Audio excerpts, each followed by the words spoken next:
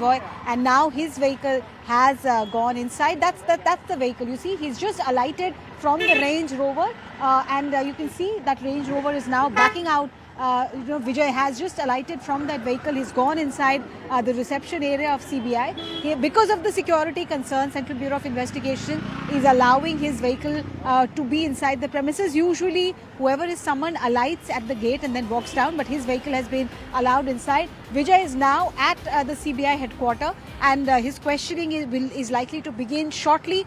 Round 2 of questioning. Last time it went on for about 6.5 hours. He did not come out for a lunch break. Usually whoever is questioned, and he's being questioned as a witness, that's an important thing we must point out to our viewers. So any witness is allowed a lunch break, but last time, his team ensured that his lunch was brought in. Today it could be the same, and the IO will take a call based on the evidence that Vijay has got today to support the allegations that he made. The IO will take a call whether further questioning is required even after today.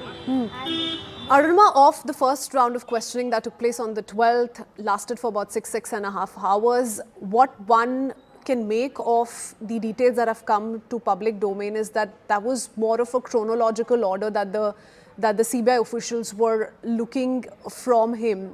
They were looking at from his perspective what led to the delay, what really explained the manner in which he left the rally location.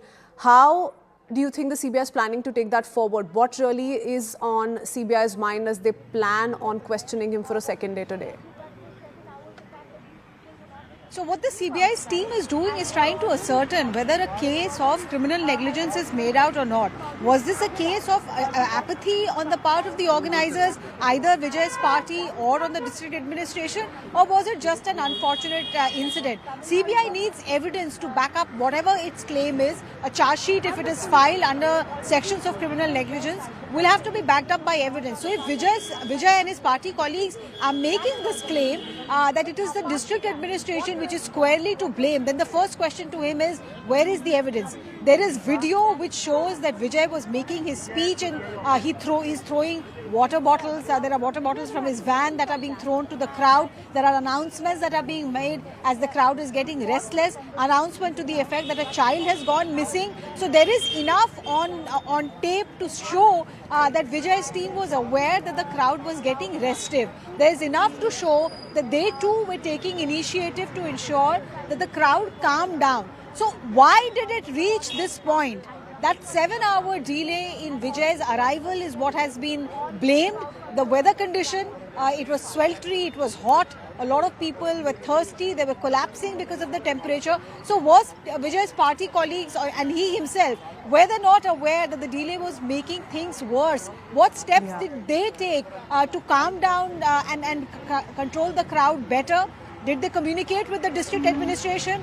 Do they have any record, any WhatsApp message, any email, any phone conversation, any record of that? That is what Vijay is going to be asked today. That if he is blaming the district administration, does he have any proof to back up that claim?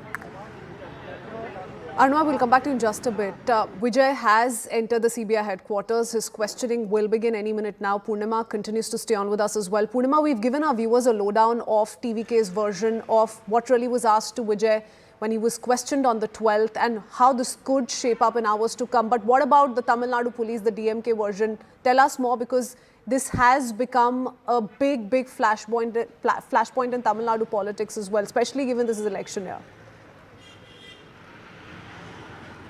Absolutely. Karur tragedy and the blame game continues, and this has become the flashpoint between the DMK and the TVK.